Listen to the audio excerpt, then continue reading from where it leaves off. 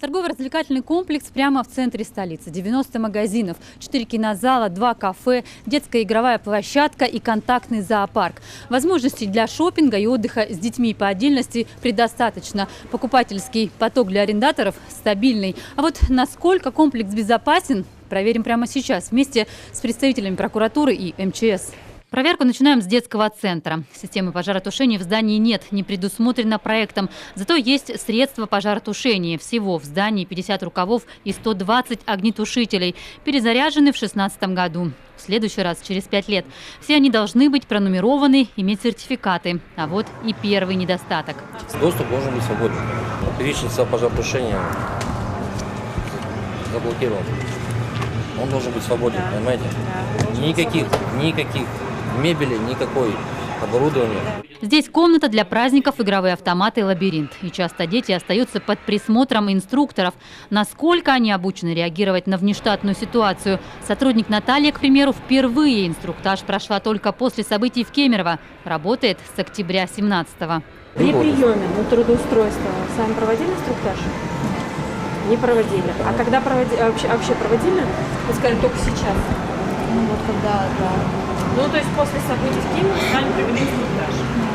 Внимание! Уважаемые посетители, администрация комплекса сообщает, что в здании сработала пожарная сигнализация. Просим вас сохранять спокойствие и набираться к выходу из здания. При движении руководствуйтесь сигнальными указателями «Выход». Шумомером замеряем уровень звука оповещения. Сигнал достаточно громкий. Правда, собственник здания не предупредил сотрудников. Это всего лишь проверка. Кто-то из посетителей спешно уходит сам. Зрителей, в том числе и детей, из кинозалов вывели работники. Эвакуация людей при пожаре выводим на улицу. То, конечно, первое чувство – это чувство страха, а потом уже нормально, в панику не надо впадаться. Залы у нас тут не закрываются. Вот я там читала, что у них зал закрыт почему-то был. Дети-то у них там вот получилась такая история. У нас-то ведь не закрывается. Это у нас тут стоят и охрана, и контролеры. Пожарные секторы в Сыктывкарском ТРЦ разделены противопожарным занавесом. Такой не пропустит ни дым, ни огонь. И здесь он работает. А вот аварийные лампы в случае чего загорятся не везде. Так что найти выход в темноте будет непросто. Например, в кинозалах. Зато здесь установлена система дымоудаления. Но захламлены пути эвакуации. Мусорные баки и даже стойки администратора на выходе. Все будет мешать.